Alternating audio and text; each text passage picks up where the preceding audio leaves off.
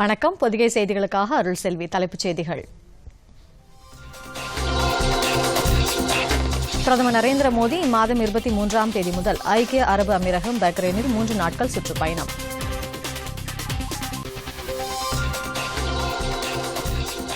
இந்தியாவுடன் லித்துவேனியா முக்கியமான தொழில்நுட்ப கூட்டாளி. குடியரசு துணைத் தலைவர் வெங்கையா நாயுடு பேச்சு.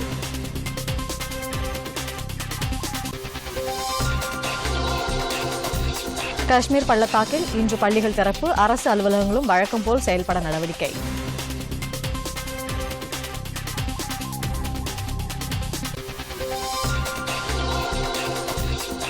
திட்டமிட்டபடி செப்டம்பர் 7ஆம் தேதி நிலவில் சந்திரயான் 2 விண்கலம் தரையிறங்கும். இஸ்ரோ தகவல்.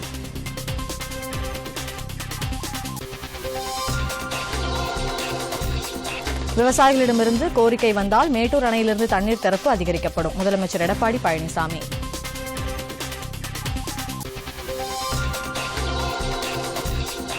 ஆப்கான் திருமண நிகழ்ச்சி குண்டுவெடிப்பு சம்பவத்திற்கு ISIS பயங்கரவாத அமைப்பு பொறுப்பேற்பு.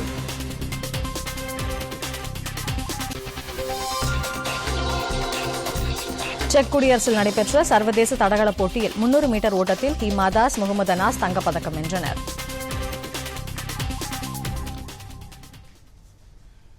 விரிவான செய்திகள். பிரதமர் நரேந்திர மோடி இம்மாதம் 23ஆம் தேதி ஐக்கிய அரபு அமீரகம், பஹ்ரைன் ஆகிய நாடுகளில் 3 நாட்கள் சுற்றுப்பயணம் மேற்கொள்கிறார்.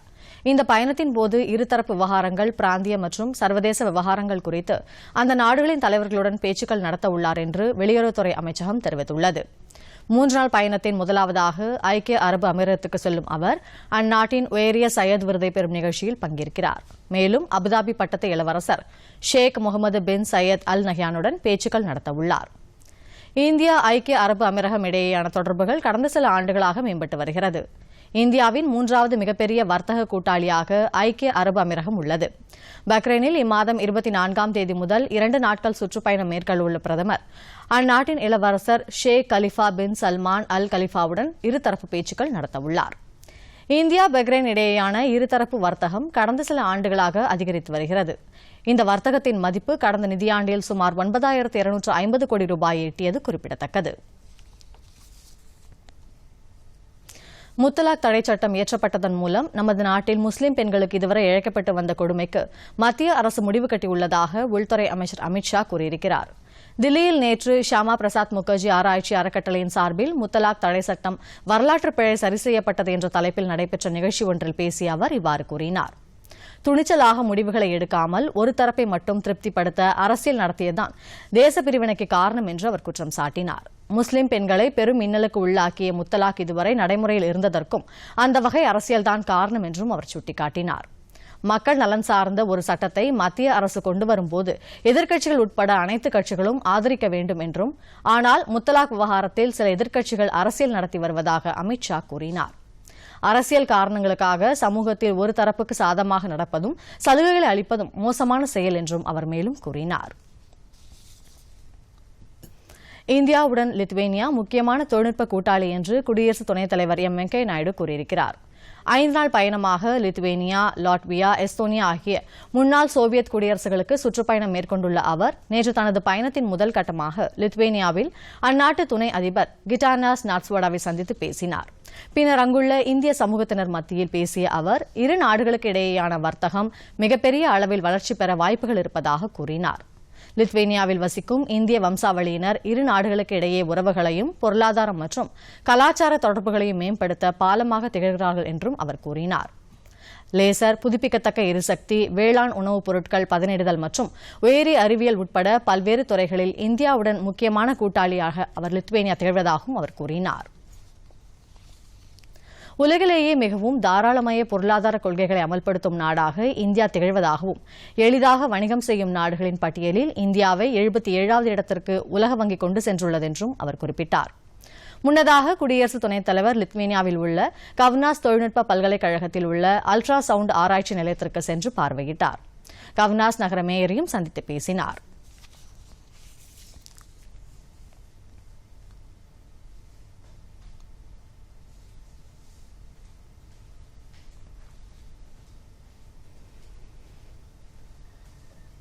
ஜம்மு காஷ்மீர் மாநிலத்தில் காஷ்மீர் பள்ளத்தாக்கில் பள்ளிகள் இன்று காலை திறக்கப்படுகிறது. அம்மாநிலத்திற்கு அளிக்கப்பட்டு வந்த சிறப்பு அந்தஸ்து விலக்கிக் கொள்ளப்பட்டவுடன் முன்னெச்சரிக்கை நடவடிக்கை காரணமாக பள்ளிகள், கல்லூரிகள் மூடப்பட்டிருந்தன.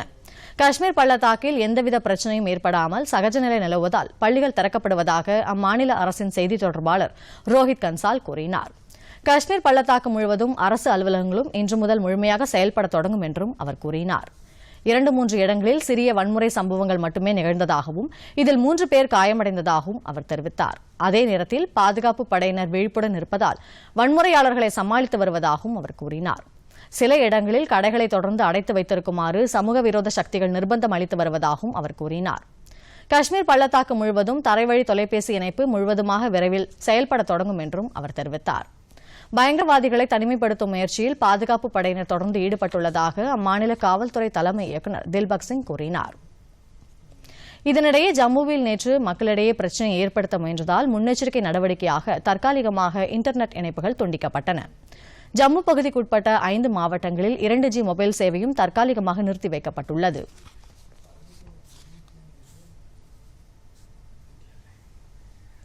பாக் ஆக்கிரமிப்பு காஷ்மீர் பாகிஸ்தான் ஆதிக்கத்திலிருந்து விடுவிக்கப்பட்டு இந்தியாவுடன் இணைக்கப்பட வேண்டும் என்ற பாதுகாப்புத்துறை அமைச்சர் ராஜ்நாத் சிங் கருத்தை தாமும் ஆமோதிப்பதாக மத்திய அமைச்சர் ஜிதேந்திர சிங் கூறியிருக்கிறார். ஜம்முவில் நேற்று செய்தியாளர்களிடம் பேசிய அவர் இந்த கருத்தை நமது நாடாளுமன்றமும் ஒருமனதாக ஏற்றுக்கொள்ளும் என்று கூறினார். இந்த நிகழ்வை தமது வாழ்நாளில் காணும் வாய்ப்பை பெற வேண்டும் என்றும் தாம் விரும்புவதாகவும் அவர் கூறினார். பாகிஸ்தானுடன் வருங்காலத்தில் இந்தியா பேச்சுக்கள் நடத்தினால் பாக் ஆக்கிரமிப்பு காஷ்மீர் விவகாரமும் முதன்மையாக இடம்பெறும் என்று நேற்று பாதுகாப்புத்துறை அமைச்சர் ராஜ்நாத் சிங் தெரிவித்திருந்தார். அதே நேரத்தில் நமது அண்டை நாடான பாகிஸ்தான் பயங்கரவாதத்திற்கு ஆதரவு அளிக்கும் வரை அந்நாட்டுடன் பேச்சுவார்த்தைக்கே இடமில்லை என்றும் அவர் கூறியிருந்தார்.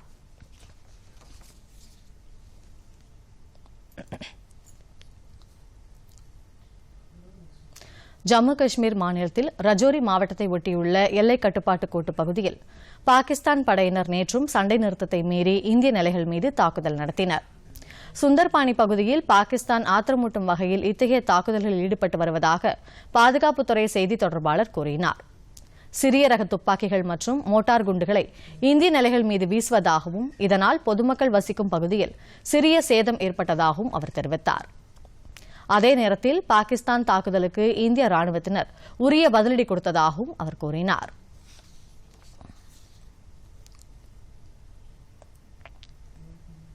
நீதித்துறை குறித்த நிச்சயமில்லா எதிர்காலம் மற்றும் அத்துறையில் உள்ள வேலைவாய்ப்புகள் குறித்து இளைய தலைமுறையினரிடம் அச்சம் நிலவுவதால் இந்த துறை சார்ந்த படிப்புகளில் அதிக ஆர்வம் காட்டுவதில்லை என்று தலைமை நீதிபதி ரஞ்சன் கோகாய் கூறியிருக்கிறார்.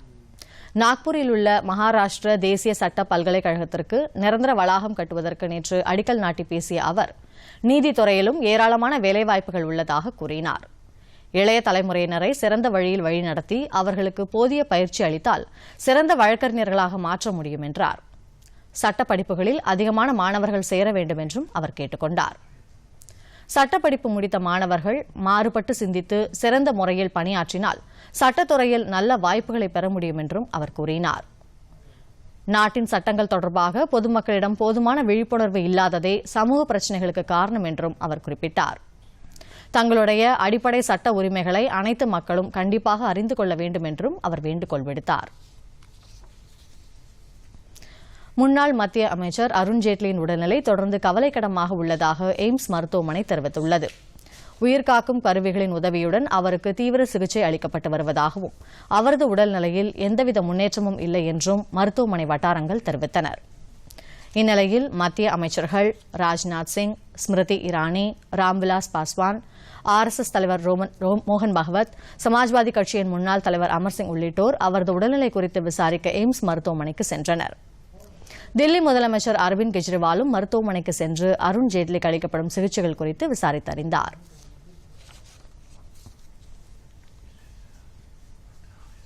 சந்திரயான் 2 விண்கலம் திட்டமிட்டபடி அடுத்த மாதம் 7ஆம் தேதி நிலவில் தென் துருவத்தில் தரையிறங்கும் என்று இஸ்ரோ கூறியுள்ளது.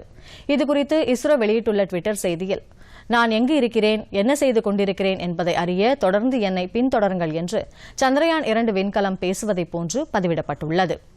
நிலவின் தென் துருவத்தை ஆய்வு செய்வதற்காக கடந்த மாதம் 22ஆம் தேதி விண்ணில் செலுத்தப்பட்ட சந்திரயான் 2 விண்கலம் 22 நாட்கள் புவி சுற்றுவட்ட பாதையில் சுற்றியது. பின்னர் புவி ஈர்ப்பு விசையிலிருந்து விடுபட்டு நிலவை நோக்கிய பயணத்தை தொடங்கியது. தற்போது நிலவின் சுற்றுவட்ட பாதையில் வலம் வந்து கொண்டிருக்கும் இந்த விண்கலத்தின் இயக்கம் படிப்படியாக குறைக்கப்பட்டு இறுதியாக நிலவின் மேற்பரப்பிலிருந்து 100 கிலோமீட்டர் சுற்றுப்பாதையில் சுற்றி வரும் வரையில் நிறுத்தப்பட்டுள்ளது.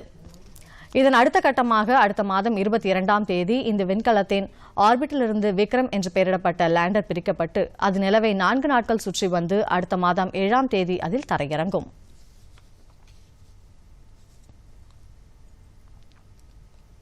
விவசாயிகளிடமிருந்து கோரிக்கை வந்தால் மேட்டூர் அணையிலிருந்து திறந்துவிடப்படும் தண்ணீரின் அளவு அதிகரிக்கப்படும் என்று தமிழக முதலமைச்சர் எடப்பாடி பழனிசாமி கூறியிருக்கிறார். நேற்று சேலத்தில் செய்தியாளர்களிடம் பேசிய அவர், காவிரி டெல்டா மாவட்டங்களில் தற்போது விதைப்பு பணிகள் நடைபெற்று வருவதாகவும் மேலும் அந்த மாவட்டங்களில் நல்ல மழை பெய்துள்ளதாகவும் அவர் கூறினார். விவசாயிகளிடமிருந்து வரும் கோரிக்கை அடிப்படையில் அடுத்த வாரம் முதல் மேட்டூர் அணையிலிருந்து திறந்துவிடப்படும் தண்ணீரின் அளவு அதிகரிக்கப்படும் என்றும் அவர் தெரிவித்தார். தேசிய கல்விக் கொள்கை தொடர்பான வரைவு நகல் குறித்து தமிழக அரசு வெளிப்படையாக இல்லை என்று எதிர்க்கட்சிகளின் குற்றச்சாட்டை மறுத்த முதலமைச்சர், அனைத்து விஷயங்களிலும் தமிழக அரசு வெளிப்படையாக நடந்து கொள்வதாகவும் இருமொழிக் கொள்கையில் உறுதியாக இருப்பதாகவும் கூறினார். கால்நடைகளுக்கான தீவனம் மற்றும் இதர செலவுகளை கருத்தில் கொண்டு பால் கொள்முதல் விலையை தமிழக அரசு உயர்த்தியுள்ளதாகவும் முதலமைச்சர் தெரிவித்தார். இதற்கிடையே பொதுமக்களிடம் மனுக்களை பெற்று அவற்றுக்கு தீர்வு காணும் சிறப்பு குறைதீர்ப்பு கூட்டத்தை சேலத்தில் இன்று முதலமைச்சர் எடப்பாடி பழனிசாமி தொடங்கி வைக்கிறார். இனி சில செய்திகளை விரைவுச் செய்திகளாக பார்ப்போம்.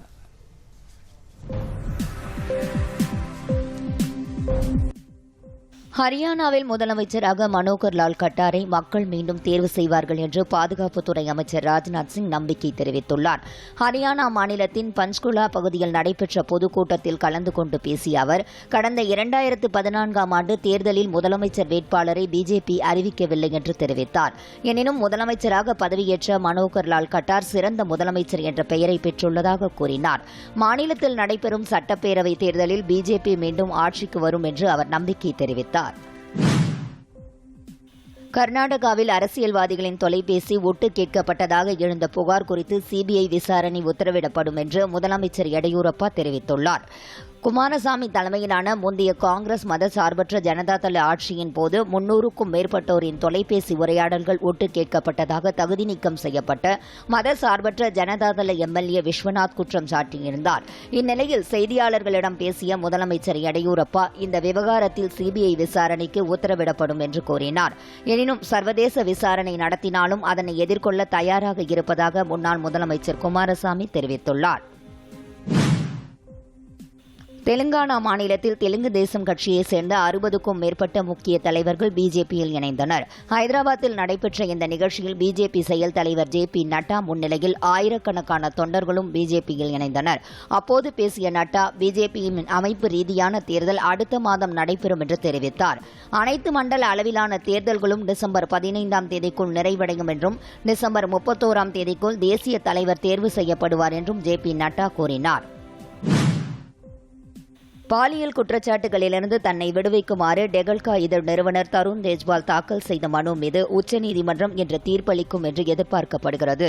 கோவாவில் உள்ள 5 நட்சத்திர ஓட்டலில் கடந்த 2013ஆம் ஆண்டில் தன்னை பாலியல் ரீதியாக துன்புறுத்தியதாக தருண் தேஜ்வால் மீது டெகல்கா முன்னாள் ஊழியர் குற்றம் சாட்டினார். இந்த குற்றச்சாட்டை தருண் தேஜ்வால் மறுத்துள்ள நிலையில் போதுமான ஆதாரங்கள் இருப்பதாக கோவா போலீசார் தெரிவித்துள்ளனர். இந்த வழக்கிலிருந்து தன்னை விடுவிக்க கோரி தருண் தேஜ்வால் தாக்கல் செய்த மனுவை மும்பை உயர்நீதிமன்றம் நிராகரித்த நிலையில் உச்சநீதிமன்றத்தை நாடினார். இந்த வழக்கில் நீதிபதி அருண் மிஸ்ரா தலைமையிலான அமர்வு இன்று தீர்ப்பளிக்கிறது. ஹிமாச்சல பிரதேசத்தில் மழை தொடர்பான சம்பவங்களில் 22 பேர் உயிரிழந்தனர். ஹிமாச்சல பிரதேசம் உள்ளிட்ட வட மாநிலங்களில் கனமழை நீடித்து வருகிறது. இந்நிலையில் கனமழை வெள்ளம் தொடர்பாக ஏற்பட்ட நிலச்சரிவு உள்ளிட்ட சம்பவங்களில் நேற்று மட்டும் 22 பேர் உயிரிழந்ததாக அதிகாரிகள் தெரிவித்துள்ளனர்.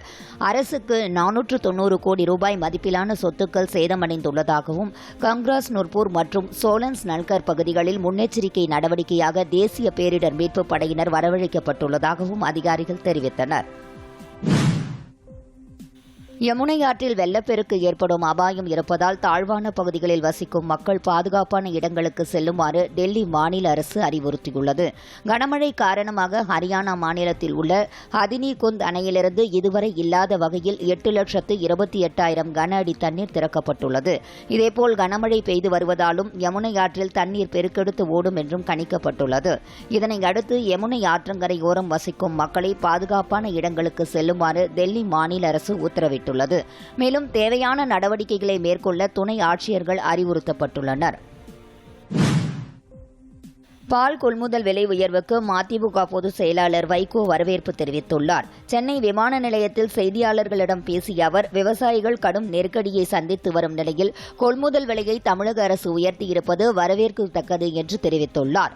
அதே நேரம் கொள்முதல் விலை உயர்த்தப்பட்ட அளவை விட விற்பனை விலையை அதிகமாக உயர்த்தியிருப்பது சரியில்லை என்று வைகோ கூறினார். விநாயகர் சதுர்த்தியை ஒட்டி ரசாயனத்திலான விநாயகர் சிலைகளை பயன்படுத்தக்கூடாது என்று மாசு கட்டுப்பாட்டு வாரியம் அறிவுறுத்தியுள்ளது. விநாயகர் சதுர்த்தி அடுத்த மாதம் கொண்டாடப்பட உள்ளது. இதையொட்டி விநாயகர் சிலைகள் பிரதிஷ்டை செய்யப்பட்டு நீர்நிலைகளில் கரைக்கப்படும். இந்நிலையில் மாசு கட்டுப்பாட்டு வாரியம் வெளியிட்டுள்ள அறிக்கையில், களிமண்ணாலும் ரசாயனம் கலக்கப்படாத மரவள்ளி கிழங்கு மற்றும் ஜவ்வரிசி கழிவுகளால் தயாரிக்கப்பட்ட விநாயகர் சிலைகளையே வைக்க வேண்டும் என்று அறிவுறுத்தியுள்ளது. நீரில் கரையக்கூடிய மற்றும் தீங்கு விளைவிக்காத இயற்கை வண்ணங்களை மட்டுமே பூச வேண்டும் என்றும் மாசு கட்டுப்பாட்டு வாரியம் உத்தரவிட்டுள்ளது.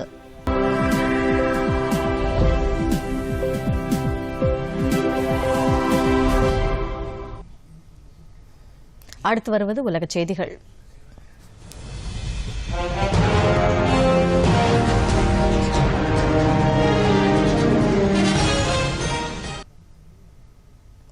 ஆப்கானிஸ்தானில் 63 பேர் உயிரிழப்புக்கு காரணமான தற்கொலைப்படை தாக்குதலுக்கு IS தீவிரவாதிகள் பொறுப்பேற்றுள்ளனர்.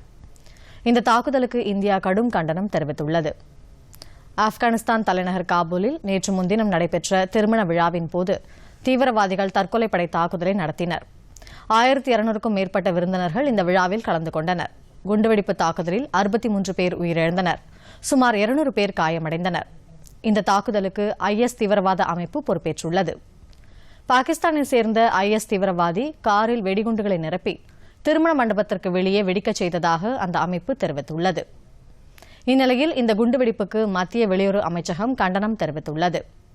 இந்த தாக்குதலுக்கு காரணமான தீவிரவாதிகள் மற்றும் அந்த தீவிரவாதிகளுக்கு அடைக்கலம் கொடுத்தவர்களுக்கு விரைந்து தண்டனை வழங்க வேண்டும் என்று வெளியுறவு அமைச்சகம் வலியுறுத்தியுள்ளது.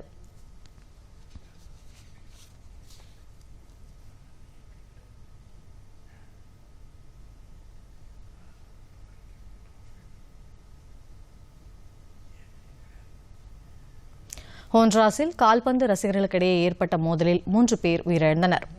மத்திய அமெரிக்க நாடான ஹோண்ட்ராஸில் ஒலிம்பியா மற்றும் மொட்டாக்வா கால்பந்து அணிகளுக்கிடையே போட்டி நடைபெறுவதாக இருந்தது. அப்போது மொட்டாக்வா அணி வீரர்கள் வந்த பேருந்து மீது ஒலிம்பியா அணி ஆதரவாளர்கள் தாக்குதல் நடத்தினர்.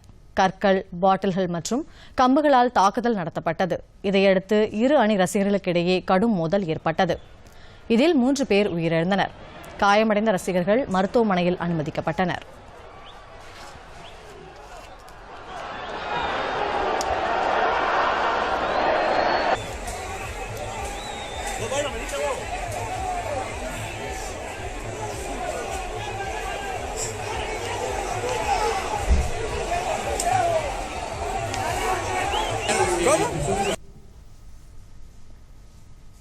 ஐரோப்பிய ஒன்றியத்திலிருந்து பிரிட்டன் வெளியேறும் விவகாரத்தில் ஒருமித்த கருத்தை ஏற்படுத்த ஜெர்மனி மற்றும் பிரான்சுக்கு பிரிட்டன் பிரதமர் போரிஸ் ஜான்சன் பயணம் மேற்கொள்ள உள்ளார்.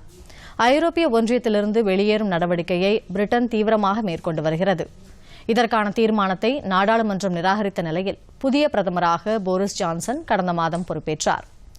இதனைத் தொடர்ந்து ஐரோப்பிய ஒன்றியத்தில் நீடிக்கும் வகையில் கடந்த 46 ஆண்டுகளுக்கு முன்பு கொண்டுவரப்பட்ட ஐரோப்பிய சமூக சட்டத்தை அரசு ரத்து செய்துள்ளது. இது அக்டோபர் 31ஆம் தேதி அமலுக்கு வரும் என்று தெரிவிக்கப்பட்டுள்ளது. இந்நிலையில் ஐரோப்பிய ஒன்றியத்திலிருந்து வெளியேறும் விவகாரம் தொடர்பாக பேச்சுவார்த்தை நடத்த ஜெர்மனிக்கு போரிஸ் ஜான்சன் நாளை மறுதினம் பயணம் மேற்கொள்கிறார். இதனைத் தொடர்ந்து பிரான்சுக்கு வியாழக்கிழமை செல்ல உள்ளார். இரு நாடுகளின் தலைவர்களுடனும் இந்த விவகாரம் தொடர்பாக விரிவான ஆலோசனை நடத்துவார் என்று பிரதமர் அலுவலகம் தெரிவித்துள்ளது.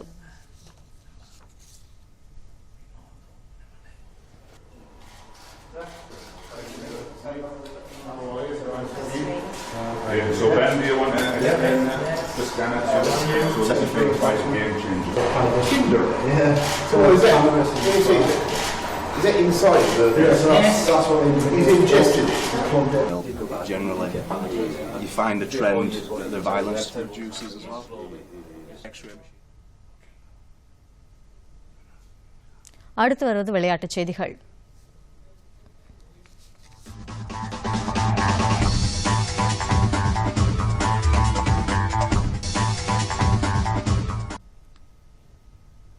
செக் குடியரசு நாட்டில் நடைபெற்ற தடகள போட்டியில் இந்தியாவின் ஹீமா தாஸ், முகமது அனஸ் ஆகியோர் தங்கப்பதக்கங்களை வென்றனர். செக் குடியரசு நாட்டின் அத்லெட்கி மீட்டிங் ரேட்டார் கோப்பைக்கான போட்டிகள் நடைபெற்றன. இதில் இந்தியா சார்பில் கலந்து கொண்ட தடகள வீராங்கனை ஹீமா தாஸ் 300 மீட்டர் ஓட்டப்பந்தயத்தில் தங்கம் வென்றார். ஐரோப்பிய நாடுகளில் நடைபெறும் போட்டிகளில் இந்த மாதத்தில் மட்டும் 6 தங்கப்பதக்கங்களை ஹீமா தாஸ் கைப்பற்றியுள்ளார். ஆடவர் போட்டியில் 300 மீட்டர் போட்டியில் இந்தியாவின் முகமது அனஸ் தங்கப்பதக்கம் வென்றார். மற்றொரு இந்திய வீரரான நிர்மல் டோம் வெண்கலப் பதக்கத்தை வென்றார்.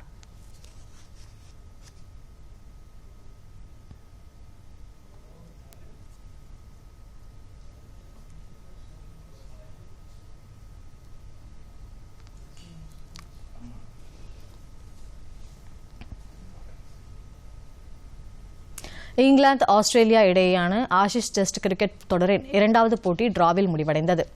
ஆஷிஷ் தொடரின் முதல் போட்டியில் ஆஸ்திரேலிய அணி வெற்றி பெற்ற நிலையில் 2வது போட்டி லண்டனில் லார்ட்ஸ் மைதானத்தில் நடைபெற்றது.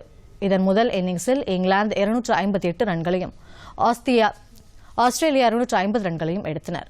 போட்டியின் கடைசி நாளான நேற்று இங்கிலாந்து அணி 5 விக்கெட் இழப்பிற்கு 258 ரன்களை எடுத்திருந்த நிலையில் டிக்ளேர் செய்தது. இதையடுத்து 267 ரன்கள் எடுத்தால் வெற்றி என்ற இலக்குடன் களமிறங்கிய ஆஸ்திரேலிய அணி ஆட்ட நேர முடிவில் 6 விக்கெட் இழப்பிற்கு 154 ரன்களை எடுத்தது. இதனால் இந்த போட்டி டிராவில் முடிவடைந்தது. 5 போட்டிகளை கொண்ட இந்த தொடரில் ஆஸ்திரேலிய அணி 1-0 என்ற கணக்கில் முன்னிலை பெற்றுள்ளது.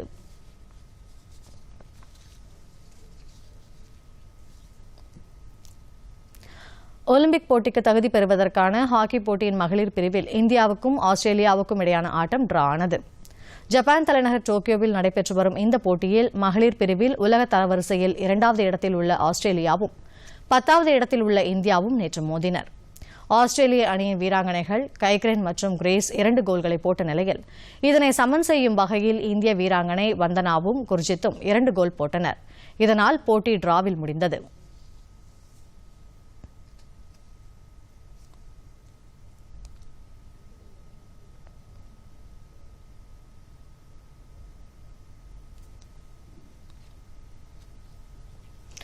ஆடவர் பிரிவில் நியூசிலாந்து அணி இந்திய அணியை 2-1 என்ற கோல் கணக்கில் வென்றது. இந்திய வீரர்கள் முனைப்புடன் விளையாட போதிலும் கடைசி நேரத்தில் நியூசிலாந்து அணி போட்ட கோல் காரணமாக இந்தியா தோல்வியடைய நேர்ந்தது.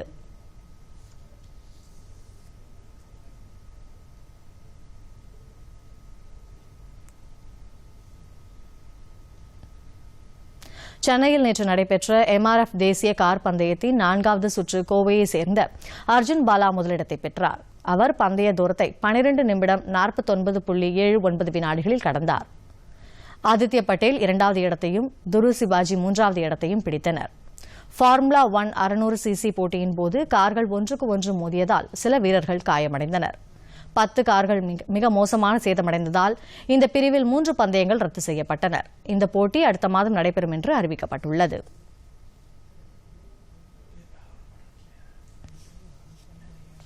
இனி வருவது வானிலை.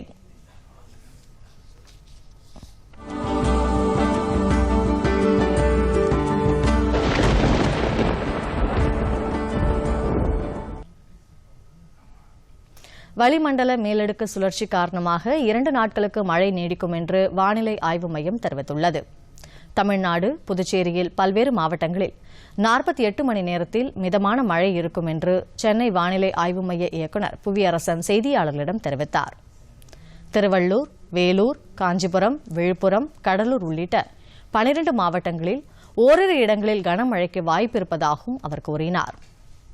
சென்னையில் வானம் மேகமூட்டத்துடன் காணப்படும் என்றும் சில இடங்களில் லேசானது முதல் மிதமான மழை பெய்ய வாய்ப்புள்ளதாகவும் புவியரசன் தெரிவித்தார்.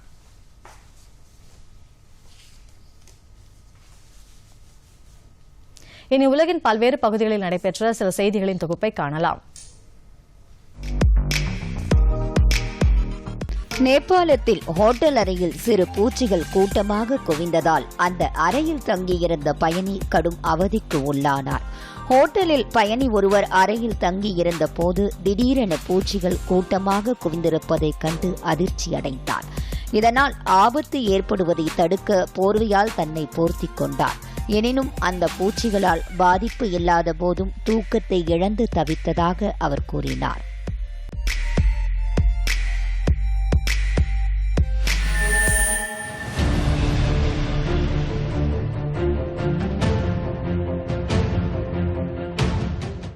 அலாஸ்காவில் பனிமலைகள் உடைந்து விழுந்ததால் நீர்நிலையில் படகில் சென்ற 2 பேர் அவசரமாக தப்பி ஓடிய காட்சி வெளியாகியுள்ளது.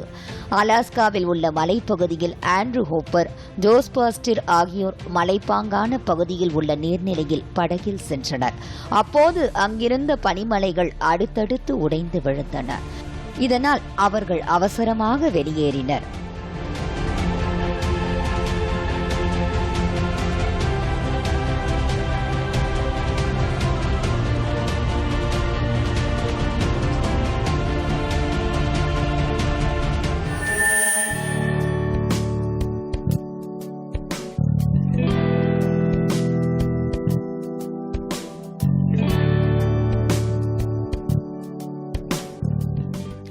சீனாவில் ஆளில்லா விமானம் மூலம் வானில் பல வண்ணங்களில் ஜொலிக்க செய்து தொழில்நுட்ப கலைஞர்கள் அசத்தினர்.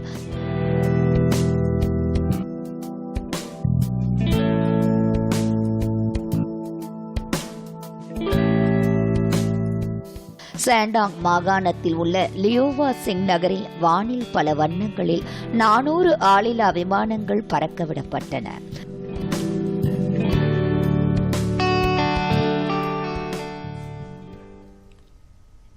இனி வருவது நாளிதழ்களில் இன்று.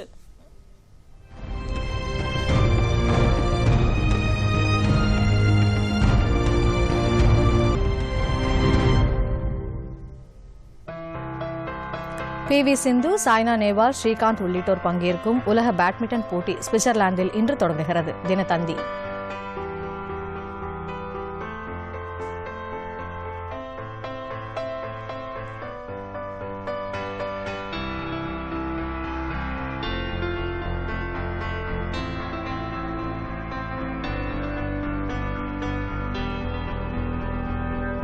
தேர்ச்சி பெறாத பாலிடெக்னிக் மாணவர்களுக்கு அக்டோபர் மற்றும் அடுத்த ஆண்டு ஏப்ரல் பருவ தேர்வுகளில் பங்கேற்று தேர்வு எழுத இறுதி வாய்ப்பு. தமிழக அரசு அறிவிப்பு. தினமணி.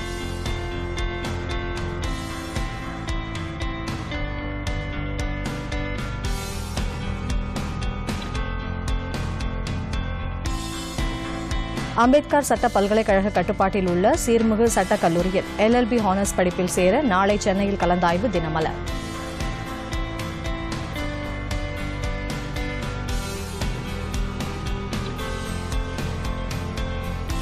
சென்னை மாநகராட்சி பள்ளிகளில் கற்பிக்கும் திறனை மேம்படுத்த ஆசிரியர்களுக்குள் கலந்துரையாடல். தினகரன்.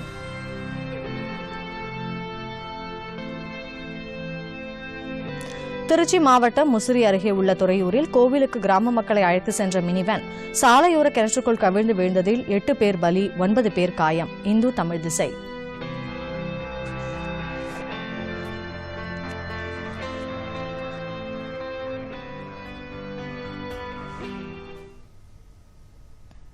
மீண்டும் தலைப்புச் செய்திகள்.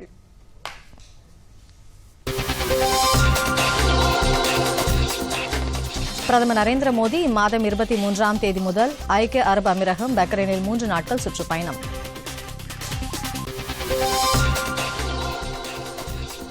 இந்தியாவுடன் லித்துவேனியா முக்கியமான தொழில்நுட்ப கூட்டாளி. குடியரசு துணைத் தலைவர் வெங்கையா நாயுடு பேச்சு.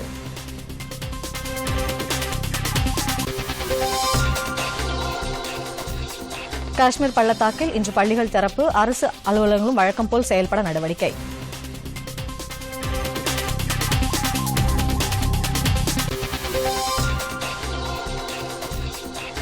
திட்டமிட்டபடி செப்டம்பர் 7ஆம் தேதி நிலவில் சந்திரயான் 2 விண்கலம் தரையிறங்கும். இஸ்ரோ தகவல்.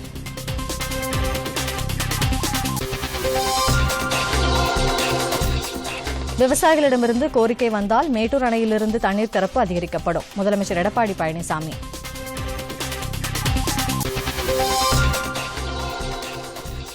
ஆப்கான் திருமண நிகழ்ச்சி குண்டுவெடிப்பு சம்பவத்திற்கு ISIS பயங்கரவாத அமைப்பு பொறுப்பேற்பு.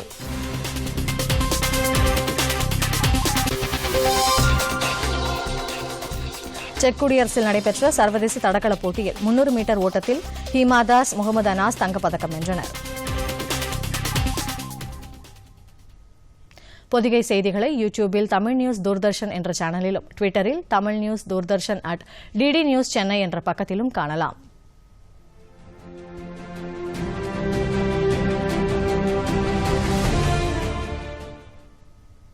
இத்துடன் செய்திகள் நிறைவடைகின்றன. மீண்டும் செய்திகள் நண்பகல் 12 மணிக்கு. வணக்கம்.